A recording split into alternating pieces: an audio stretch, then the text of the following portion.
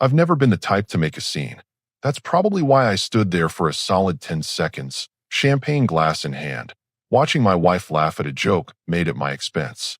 The firm's holiday party was exactly what you'd expect from a mid-tier law office trying to punch above its weight. Rented ballroom, open bar that wasn't quite top shelf, and associates pretending they weren't already job hunting. My wife had been insistent I attend this year, said it was important for her career. I should have caught that red flag right there. I spotted her the moment I walked in. She was standing near the makeshift stage with Bradley Whitmore, one of the junior partners. Young guy, maybe 32, with that polished look that screams Ivy League and family money. The kind who's never been told no in his entire life. They were laughing about something, standing closer than I would have liked. But I'm not the jealous type. Or at least, I wasn't. I made my way through the crowd, nodding at faces I'd seen maybe twice before. Nobody really knew who I was. My wife had always been vague about my work when her colleagues asked. He runs a small business, was her standard line. Technically accurate. My logistics company had 60 employees and handled supply chain management for 3 major retailers in the region. But small business sounded better for her narrative, I guess. There you are. She spotted me approaching, and something flickered across her face. Annoyance? Guilt? It was gone before I could pin it down. Everyone, this is my husband. A round of polite hellos. Bradley extended his hand with a smile that didn't reach his eyes. Nice to finally meet you. Your wife talks about you all the time. Does she? I shook his hand, matching his grip. Funny, she barely mentions you. The smile faltered for half a second. Good. The evening dragged on. Speeches were made, awards were handed out, and I nursed my second beer while my wife worked the room. She was in her element here. Confident, articulate, charming. I remembered why I fell for her in the first place. That felt like a different lifetime now. Then came the toasts. The managing partner went first, thanking everyone for their hard work. A few associates followed with inside jokes that got polite laughter. Then Bradley stood up, already 3 drinks deep based on the flush in his cheeks. I want to make a toast, he announced, loud enough to cut through the conversations. The room quieted down. To the associates who put in the real work this year. Especially to those of us who know what it takes to build success from the ground up. He turned, looked directly at my wife, and raised his glass. And here's to the clueless husbands who pay the bills at home while we take their wives to success. The room erupted in laughter. Not everyone, but enough. Enough that it felt like the walls were closing in. I watched my wife's face. She wasn't laughing, exactly, but she was smiling. That diplomatic smile she used when she didn't want to offend anyone. She didn't defend me, didn't say a word. I set my beer down on the nearest table. The sound of glass on wood was sharp enough that a few people nearby glanced over. I looked at my wife one more time, waiting for something. An eye roll at Bradley's expense. A look that said, "Can you believe this guy?" Anything. She avoided my gaze. I walked out. No announcement, no scene, no dramatic exit. Just turned and left through the main doors. The cold December air hit me like a slap, but it felt cleaner than the air inside. My phone buzzed before I even reached my car. A text from her. Where did you go? I didn't respond. I sat in my car for a minute, hands on the steering wheel, engine running. My mind was already working through the pieces I'd been ignoring. The late nights at the office. The weekend work trips. The way she'd pull her phone away when I walked into the room. The way she'd been describing me to her colleagues. Clueless. A bill payer. Someone who existed in the background of her genuine life. I drove home in silence. No radio, just the sound of tires on asphalt and my own thoughts getting louder with each mile. By the time I pulled into our driveway, I'd made a decision. Monday morning was going to be very interesting for Bradley Whitmore. And for my wife. Because there was one detail she'd forgotten to mention to her colleagues in all those years of downplaying my work. My company had been the firm's client for the past 4 years. Not directly through her, which is probably why she never connected the dots. Our contracts went through their corporate division, handled quietly, professionally. No fanfare. Just steady, significant business that kept their lights on. I wondered how long it would take for them to figure out who the clueless husband actually was. I walked into our house, poured myself a proper drink, and started making calls. First to my attorney, then to my accountant. By the time my wife came home 2 hours later, I had a plan. She found me in my office, laptop open, papers spread across the desk. What happened tonight? She stood in the doorway, arms crossed. You embarrassed me. I looked up slowly.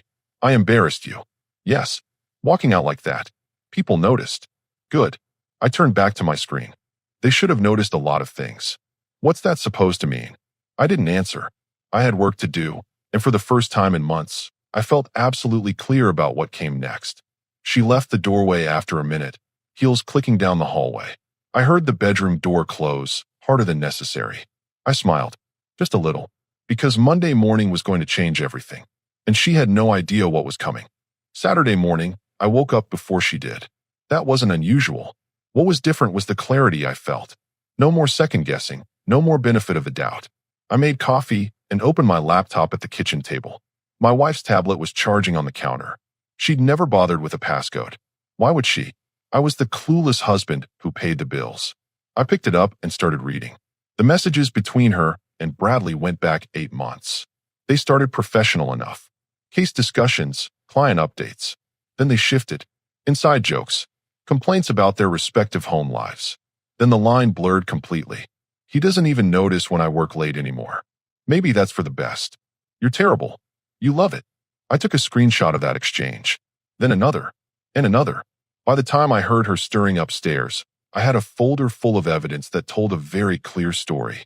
Nothing explicit, but the context was damning enough. I closed the tablet and put it back exactly where I found it. She came downstairs 20 minutes later, already dressed, hair perfect. I have to go into the office for a few hours. That Peterson case needs prep work before Monday. On a Saturday. I didn't phrase it as a question. Yes, on a Saturday. That's how careers work. She grabbed her purse. Will you be here when I get back? Where else would I go? She paused at that, studied my face for a moment. Whatever she was looking for, she didn't find it. I'll be back by 3. The door closed behind her. I counted to 60, then pulled up the location sharing on our phone plan. She wasn't heading to the office. She was heading to Bradley's neighborhood. Perfect. I spent the next hour on the phone with Richard Caldwell, my attorney. Not from her firm, obviously. Different practice entirely, across town. I'd known Richard for 6 years, ever since he'd handled the incorporation of my business expansion. I need a divorce attorney, I told him straight. Best one you know. That's a hell of a Saturday morning conversation. He didn't pry, which I appreciated. I'll text you a name. Melanie Hudson. She's sharp and she doesn't mess around. Sounds perfect. Want to tell me what happened? I gave him the abbreviated version. The party, the toast, the messages. He listened without interrupting. That's rough, man. I'm sorry. He paused. But if you're calling me this early on a Saturday, I'm guessing you've got more than just divorce on your mind. I do. I need you to pull our corporate contracts with Whitmore and Associates. Every single one. Review periods, cancellation clauses, everything. Now he was interested. Your wife works there. I'm aware. And you want to know your options. I want to know my leverage. He laughed, but there was respect in it. Give me until this afternoon. I'll have everything ready. My next call was to Dale Morrison, my operations manager. Sunday morning guy, reliable as gravity and discreet. Boss, it's Saturday. This better be important. I need you to quietly audit every interaction we've had with Whitmore and Associates over the past 4 years. Every invoice, every hour billed, every point of contact. I want to know exactly how much business we've given them. That's going to take some time. You've got until Sunday night. Can I ask why? Let's just say I'm exploring alternatives for our legal services. Silence on the other end. Dale was smart enough to read between the lines. Understood. I'll get it done. By noon, I had the framework of a plan. By 2, I had confirmation of what I already suspected. My business represented roughly 38% of Whitmore and Associates' annual revenue. Not quite 40, but close enough. That wasn't a client. That was a lifeline. My wife came home at 3:15, looking relaxed in a way that made my jaw tighten. How was the office? I asked from the couch. Productive. She dropped her purse on the table. Did you eat lunch? I did. Found some interesting things to read while you were gone. She turned sharply. What does that mean? Just catching up on work stuff. You know how it is. I stood up, stretched. Actually, I've got some meetings scheduled for Monday. Important ones. With who? Clients. Nothing you need to worry about. Her eyes narrowed, but she didn't push it. She never did care much about my business dealings anyway. The rest of the weekend played out in careful tension. She kept trying to act normal, but I could tell she was unsettled. I stayed polite, distant, and focused on my laptop. Every time she walked by, I'd close whatever I was working on. Let her wonder. Sunday afternoon, she finally cracked. Are you upset about Friday night? She stood in the doorway of my office, arms crossed. Bradley's toast, you mean? I didn't look up from my screen. It was just a joke. He'd been drinking. Was it funny? What? I looked at her directly. The joke. Did you think it was funny? She hesitated. That was answer enough. You didn't defend me. I kept my voice level. You stood there, smiled, and let him humiliate me in front of your entire firm. I didn't want to make a scene, right? Because that would have been embarrassing for you. I turned back to my laptop. I've got work to finish. We can talk about this another time. When I'm ready. She left without another word. I heard her on the phone an hour later, voice low, probably talking to a friend. Or maybe to Bradley. Didn't matter anymore. Monday morning, I got up early, put on my best suit, and drove to Whitmore & Associates. Not to see my wife. I'd scheduled a 7:30 meeting with Kenneth Wright and Preston Shaw, the two senior partners, the ones who actually made decisions. I sat in my car outside their building, watching associates and staff filter in for the day. My wife's car wasn't there yet. She usually arrived around 8:30. My phone buzzed. Richard Caldwell. Everything ready. Hudson will call you at 9. Good luck. I smiled, pocketed my phone, and walked through the front doors. The receptionist looked surprised to see me. Can I help you, sir? I have a 7:30 with Wright and Shaw. Names on the schedule. She checked her screen, nodded. Conference room B. Second floor. I took the stairs. Felt better than the elevator. Gave me time to center myself. Both partners were already there when I walked in. Wright was older, maybe 60, with gray hair and reading glasses. Shaw was younger, sharper, the type who probably ran the numbers while Wright handled client relations. Thanks for meeting so early, I said, shaking their hands. You said it was urgent. Wright gestured to a chair. What can we do for you? I sat down, placed my folder on the table, and looked at both of them. Gentlemen, we need to talk about Bradley Whitmore. And we need to talk about what happens to this firm if I take my business elsewhere. The room went very quiet. Shaw leaned forward. I'm sorry, I don't think we've been introduced properly. I smiled. No, we haven't. But your billing department knows me pretty well. So does your corporate division. I'm the owner of Morrison Logistics. We've been your client for 4 years. Wright's face changed. Shaw's fingers actually twitched toward his phone. Now, I continued, opening my folder. Let me tell you about Friday night. Wright and Shaw listened in complete silence as I walked them through Friday night. The toast. The laughter. My wife's reaction. I kept it factual, no emotion, just events in sequence. When I finished, Shaw was the first to speak. That's completely unacceptable. We had no idea. Of course you didn't. Because Bradley Whitmore doesn't see consequences. I slid a printed spreadsheet across the table. This is 4 years of invoices. Every contract, every billable hour, every dollar my company has paid this firm. Take a minute and look at the total. Wright picked up the sheet. His eyes went to the bottom line and stayed there. 1.2 million. Shaw said it quietly, like he was doing math in his head. Over 4 years. Roughly 300,000 annually. Which, according to my research, represents about 38% of your firm's revenue. I leaned back in my chair. Now, I'm not an attorney, but I am a businessman. So let me lay this out clearly. Bradley Whitmore publicly humiliated me at your firm's event. And my wife, who's an associate here, stood there and let it happen. We'll address this immediately, Wright said. Bradley will be reprimanded. Reprimanded. I let the word hang there. That's not going to work for me. Shaw's jaw tightened. What exactly are you asking for? I'm not asking. I'm telling you how this goes. I kept my voice level. Bradley Whitmore is terminated. Today, before lunch. And there's going to be a very clear message sent that this kind of behavior isn't tolerated at your firm. That's a significant request, Wright said carefully. It's not a request. It's a condition of my continued business. I stood up. You have until 10 this morning to decide. If Bradley is still employed here at 10:01, I pull every contract, every retainer, everything. And I'll make sure every business owner I know understands exactly why. Shaw stood up too. And your wife? She works here. That's between you and her. My marriage is my problem.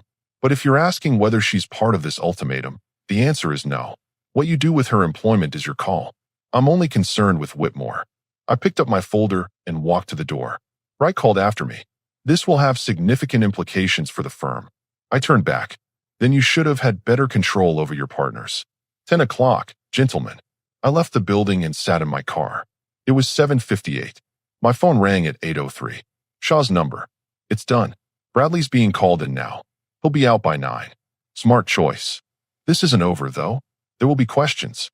Explanations needed. That's your job, not mine. My only job is deciding whether to keep doing business with you. I paused. For what it's worth, I've always been satisfied with your firm's actual legal work. It's the personnel management that needs improvement. Understood. He hesitated. Your wife? Does she know you're the client? Not yet, but she will. Probably around the same time Bradley gets escorted out. I hung up and drove to my office. Let the morning play out however it was going to play out. Dale was waiting in my office when I arrived. I saw the email from Whitmore and Associates. They're requesting an urgent call about contract renewals. They can wait. What else? Peterson Manufacturing called. They want to expand their distribution network. Could be a significant contract. Set up a meeting for Wednesday. I dropped into my chair. And Dale, when my wife calls here today, which she will, tell her I'm in meetings all day. He raised an eyebrow but didn't question it. Got it, boss. My phone started buzzing at 9:15. Her number. I declined the call. Then a text. What did you do? I didn't respond. Another text 2 minutes later. Bradley just got fired. They're saying it's immediate termination. What's going on? Still nothing from me. Then, please call me. People are asking questions. This is humiliating. I almost laughed at that last one. Humiliating. She was worried about being humiliated. At 10:30, my office phone rang. The receptionist. Your wife is here. She's pretty upset. Tell her I'm not available. She says she'll wait. Then she'll be waiting a long time. I'm leaving through the back in 5 minutes. Reschedule my afternoon to tomorrow. I grabbed my jacket and took the service exit. My car was parked on the side street. I drove to a coffee shop across town, found a quiet corner, and finally checked my messages. 17 texts from her. For voicemails. 3 missed calls from numbers I didn't recognize, probably her friends or coworkers. I listened to one voicemail. Her voice was shaking. I don't understand what's happening. Bradley got fired and everyone's looking at me like I did something wrong. Please just tell me what you did. We need to talk about this. I deleted it without listening to the others. My attorney, Melanie Hudson, called at 11. I have everything ready when you want to proceed. Do you want to file this week or wait? This week. Can you have papers ready by this afternoon? I can. Where do you want them served? I thought about that. Home would be private. But private wasn't what this situation called for. Her office. Tomorrow around 2. That's bold. She had no problem letting me get humiliated in public. Seems fair. I'll make it happen. One other thing. We should talk about asset division. From what you've told me, most of the significant assets are from your business. Correct. The house is in both names, but I put down the entire down payment before we got married. I have documentation. Good. This should be straightforward, then. She'll probably fight it, but the facts are on your side. We talked through details for another 20 minutes. By the time I hung up, I felt lighter. Like I'd been carrying weight I didn't realize was there. I drove home around 4. Her car was in the driveway. I'd expected that. She met me at the door before I could even get my key out. Where have you been? I've been calling you all day. Meetings. I walked past her into the house. Don't do that. Don't just brush me off. She followed me to the kitchen. What did you do?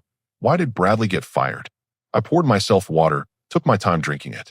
He got fired because he's an arrogant piece of work who doesn't know when to keep his mouth shut. That doesn't explain anything. People are saying you had something to do with it. People are right. Her face went pale. What does that mean? It means I'm not the clueless husband who just pays bills. I set the glass down. Morrison Logistics has been a client of your firm for 4 years. A significant client. And Friday night, one of their partners decided to publicly mock me. So I had a conversation with Wright and Shaw this morning. They made a business decision. She stared at me. You got him fired. I gave them a choice. They made the smart one. Do you have any idea what this does to me? Everyone thinks I'm involved somehow. My reputation is destroyed. Your reputation. I nodded slowly. That's what you're worried about. Not that you stood there and let him disrespect me. Not that you've been downplaying my work for years. Not that you've been spending your Saturdays somewhere other than the office. Her expression changed. What are you talking about? I'm talking about Bradley's neighborhood. I'm talking about 8 months of messages. I'm talking about a lot of things that suddenly make sense. You went through my messages? You left your tablet open. I read. She tried anger first. That's a violation of privacy. So is humiliating your husband at a work party. I headed for the stairs. I'm tired. We can talk about this more tomorrow. We're talking about it now. I stopped halfway up, turned back. No, we're not. Because tomorrow afternoon, you're getting served with divorce papers. At your office. In front of whoever happens to be around. So you've got tonight to figure out how you want to explain all this to your colleagues. The color drained from her face completely. You can't be serious. I'm very serious. And just so we're clear, this isn't negotiable. This isn't something we're going to talk through or fix with counseling. This is done. You're throwing away our marriage over a stupid joke? I came back down the stairs, stopped right in front of her. I'm ending our marriage because you chose your career and your pride over basic respect. The joke was just the moment I stopped making excuses for you. I went upstairs, packed a bag, and left. Checked into a Hampton Inn near my office. Clean, quiet, and most importantly, away from her. She called 6 times that night. I didn't answer any of them. Tomorrow was going to be interesting. Tuesday morning felt different. I woke up in that hotel room, and for the first time in months, maybe years, I didn't feel that weight on my chest. No walking into a house that felt cold. No wondering what she was really doing when she said she was working late. I showered, put on a fresh suit from the bag I'd packed, and headed to the office. Dale was already there when I arrived, coffee in hand. How you holding up, he asked. Better than expected. I took the coffee. What's on the schedule? Peterson Manufacturing at 10. Quarterly review with accounting at noon.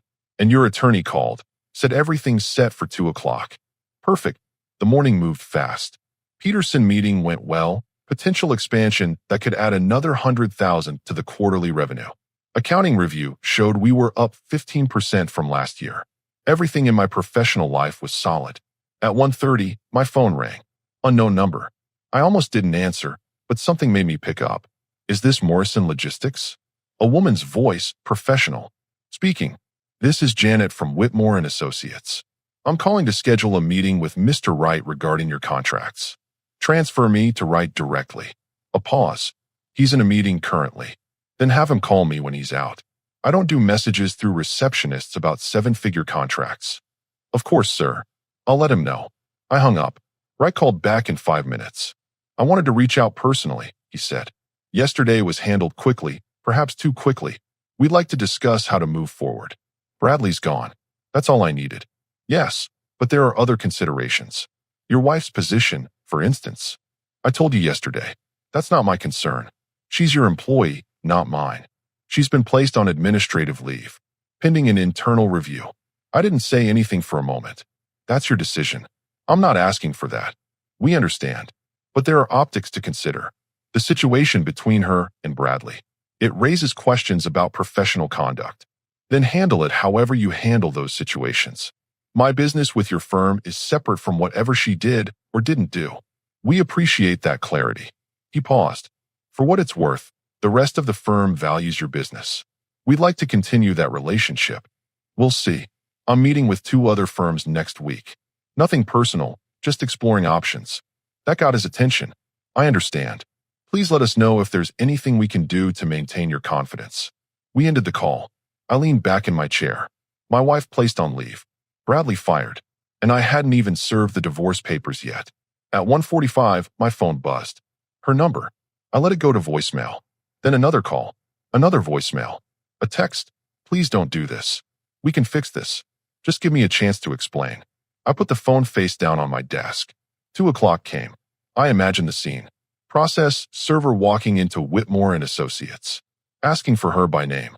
Handing over the envelope in front of whoever was nearby. Her opening it. Reading the first page. My phone exploded at 2:15. 8 calls in 3 minutes. I turned it off completely. At 3, I turned it back on. 23 missed calls. 14 voicemails. 32 texts. I didn't read any of them. Melanie Hudson called at 3:30. Papers are served. She took it about as well as expected. Lots of crying, some yelling. The process server said half the office saw it happen. Good. Your wife tried calling my office 6 times already. Wants to talk settlement. There's nothing to settle. The prenup is clear. She gets what she came into the marriage with. Everything else stays with me. She's going to fight that. Let her try. I've got documentation on every asset, every down payment, every business investment. She can hire the best attorney in the state, and she'll still lose. You sound confident. I am, because I'm not wrong. We went over a few more details, timelines, court dates. By the time I hung up, it was after 4. I decided to call it early, headed back to the hotel. The lobby was quiet. I grabbed my key card from the desk and headed for the elevator. That's when I heard her voice. I've been waiting for 2 hours. I turned. She was sitting in one of the lobby chairs, still in her work clothes, eyes red from crying. How did you find me? I kept my voice neutral. I called every hotel near your office. This was the 3rd one. She stood up. We need to talk. We don't. Please. 5 minutes. That's all I'm asking. The desk clerk was watching now. I didn't want a scene. Fine. 5 minutes. Outside. We walked out to the parking lot. Evening air, cooling down, traffic noise from the main road. She started talking immediately. This is insane. You're throwing away 8 years over one bad night. It's not one night. It's 8 months of messages. It's years of you treating my work like it doesn't matter. It's you standing there Friday and letting that clown humiliate me. I made a mistake. Bradley and I, we weren't. It wasn't physical. It was just talking, just emotional support. Emotional support. I laughed, but there was no humor in it. You were getting emotional support from another man because your husband, the guy paying for the house you live in, wasn't good enough. That's not fair. None of this is fair. You want fair? Fair would have been you defending me Friday night. Fair would have been you shutting Bradley down the first time he crossed a line. Fair would have been you valuing your marriage more than your office reputation. She was crying now, actual tears. I'm sorry. I know I messed up. But we can fix this. Counseling, therapy, whatever it takes. I don't want to fix it. I want out. You're going to regret this. I doubt it. I started walking back toward the hotel entrance. She called after me. I'll fight the prenup. I'll get attorneys. I'll make this as difficult as possible. I stopped, turned back. Go ahead. Spend whatever money you've got saved on attorneys. Drag this out for months if you want. It won't change the outcome. The prenup is airtight, and every major asset is documented as mine. You'll walk away with exactly what you brought into the marriage, which, if I remember correctly, was about $15,000 in savings and a car loan. Her face went white. But hey, I continued, maybe Bradley will help you out. Oh wait, he's unemployed now. And from what I hear, having trouble finding new work. Turns out getting fired for cause doesn't look great on a resume. You destroyed his career. He destroyed his own career the moment he thought it was acceptable to mock a client's husband at a firm event. I just made sure there were consequences. I walked back inside, took the elevator up, and locked the door behind me. Sat on the edge of the bed and let out a long breath. My phone buzzed. A text from Richard Caldwell. Heard about the service today. You doing okay? I typed back. Better than expected. Thanks for the referral. Hudson's the best. You're in good hands. Drinks this weekend. Yeah, I could use that. I ordered room service, pulled up some work files, and spent the evening doing what I should have been doing all along. Focusing on what actually mattered. My business. My future. The things I could control. Around 9, one final text came through from her. This isn't over. I deleted it without responding. She was right about one thing. It wasn't over. But the ending was already written, and she just hadn't accepted it yet. 3 weeks later, things had settled into a new rhythm. I'd moved into a furnished apartment closer to the office, nothing fancy, but comfortable. The divorce proceedings were moving forward exactly as Melanie predicted. My wife hired an attorney who tried making noise about asset division, but the prenup held firm. Bradley Whitmore, according to mutual acquaintances, was still job hunting. Word had gotten around about why he was fired. The legal community in our city wasn't that large. People talked. My wife had left Whitmore and Associates quietly. No dramatic exit, just a resignation letter and 2 weeks that she didn't bother working. I heard through Richard that she'd taken a position at a smaller firm across town. Significant pay cut. I was working late Thursday when Dale knocked on my office door. Kenneth writes here.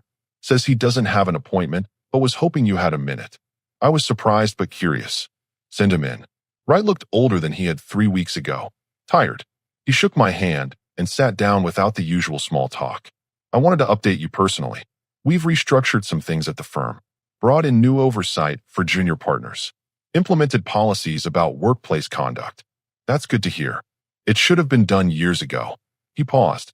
I also wanted to say that what happened at that party was inexcusable. Not just Bradley's behavior, but the fact that it happened at all. You deserved better. I nodded. Didn't need to add anything to that. Are we going to lose your business? He asked directly. I met with 2 other firms. Good attorneys, competitive rates. I leaned back in my chair. But they're not you. Your firm does solid work. Always has. It was the culture that was broken, not the service. Does that mean you're staying? It means I'm willing to continue as long as the quality stays consistent and I never hear about another incident like that party. Relief showed on his face. You have my word. And thank you. After he left, I sat there for a minute. Felt strange, having that kind of leverage. But I'd earned it. Built my business from nothing, maintained relationships, delivered results. Nobody got to take that for granted. Friday afternoon, I signed the lease on a house. Small, 3-bedroom, good neighborhood. Fresh start. Moving in next week. My phone buzzed. Text from Richard. Final hearing scheduled for 6 weeks. Should be straightforward. I typed back. Good. Ready to close this chapter. 6 weeks. Then it would be official. Then I could really move forward. I locked up the office, drove to my temporary apartment, and started packing boxes. Most of my stuff was still in storage from when I'd left the house. Didn't need much. Clothes, laptop, a few personal items. Starting over at 42 wasn't what I'd planned, but it beat staying in something that had been broken for longer than I'd wanted to admit. The respect I'd lost, I'd gotten back. The dignity I'd had stripped away at that party, I'd reclaimed. And the life ahead of me was mine again. That was enough. The final hearing took 15 minutes. Judge reviewed the prenup, looked at the asset documentation, and signed the decree. My ex-wife's attorney tried one last argument about equitable distribution. The judge wasn't interested. Walking out of that courthouse felt like breathing clean air for the first time in years. Melanie shook my hand on the steps. That's it. You're officially done. Thanks for everything. You made it easy. Clear documentation, no games, just facts. She smiled. Good luck with everything. I drove to my new house. Boxes were mostly unpacked now. Office set up, kitchen functional, bedroom comfortable. It was mine. Every square foot of it. Dale called that afternoon. Peterson expansion is finalized. Contract signed. We're looking at 20% growth next quarter. Excellent work. Let's plan a team meeting next week to discuss logistics. Business was good. Better than good, actually. Turned out that when you weren't spending energy managing a failing marriage, you had more focus for things that actually mattered. 2 months later, I ran into Preston Shaw at a business networking event. He approached me directly. Wanted to say thank you again. The firm's culture has improved significantly since the changes. Glad to hear it. Your contracts are up for renewal next month. I'm hoping we'll continue working together. Send over the terms. I'll review them. He nodded, seemed satisfied with that. We talked briefly about market trends, then went our separate ways. On my way out, I saw her across the room. My ex-wife, talking with a group of attorneys I didn't recognize. She looked tired. Older somehow. Our eyes met for a second. She looked like she wanted to say something. I nodded politely, the way you acknowledge any former acquaintance, and kept walking. No anger. No satisfaction. Just nothing. That's when I knew I was actually done. I got in my car, drove home to my house, and made dinner in my kitchen. Simple meal, quiet evening, no drama. My phone sat on the counter, silent. No desperate texts, no voicemails demanding answers, no manufactured emergencies. Just peace. I'd learned something important through all of this. Respect isn't something you ask for or hope people give you. It's something you enforce. And when someone shows you they don't respect you, you don't waste time trying to change their mind. You just walk away, and you build a life with people who already understand your value. 6 months ago, I was the punchline to someone else's joke. Today, I was a man who knew exactly what he was worth and refused to settle for less. That was the only ending that mattered.